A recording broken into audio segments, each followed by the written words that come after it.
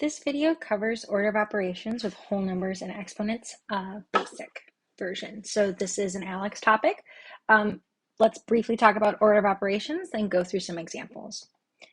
So order of operations is the way in which we approach equations and expressions in order to simplify or solve them. And what we have been most commonly learned, at least this is what I learned, was PEMDAS, which stands for parentheses, exponents, multiplication, division, addition, subtraction. That's the order in which these operations need to be completed.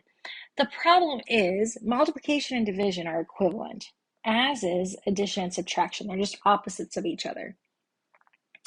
So the argument comes in because everyone thinks they have to multiply before they divide, when really it's you need to multiply and divide at the same time from left to right.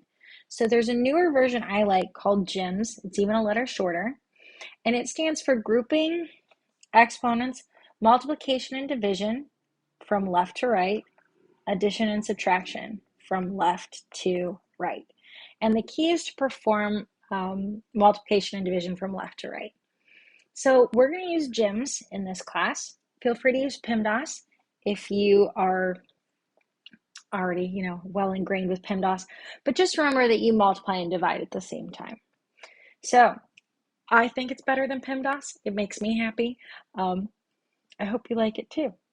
So without further ado, examples. So the first thing we're going to do is for problem 1, we want to look for grouping symbols. There are none. Next, we're going to take care of exponents. So I've got 36 divided by 3 squared, which is 9 times 3.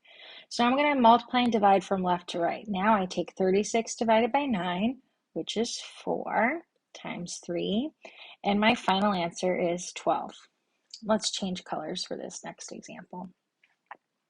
Problem 2, I've got a grouping symbol I have to get rid of first. So I look inside that grouping symbol, but I've got an exponent I have to take care of even before that. So 4 squared is 16. Now I can get rid of this grouping symbol by taking 8 plus 16, which is 24. 24 divided by 6 is 4. Final answer. For example 3, there's no grouping symbol, but there is an exponent. So I have 2 plus 9 times 8. 9 times 8 is 72. 2 plus 72 gives me 74. Notice how these aren't equations, these are expressions that we're simplifying. They don't have an equal sign. So I'm not adding an equal sign into the mix. I don't want to confuse myself. It's something I see students do pretty often. So my final answer is 74. Last but not least, in green, I have 7 minus 3 squared, and then 3 times that. So I've got 3 times, let's do grouping first, 7 minus 3, which is 4 squared.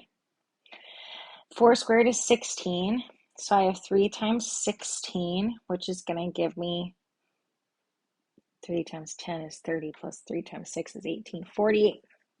48 for our final answer.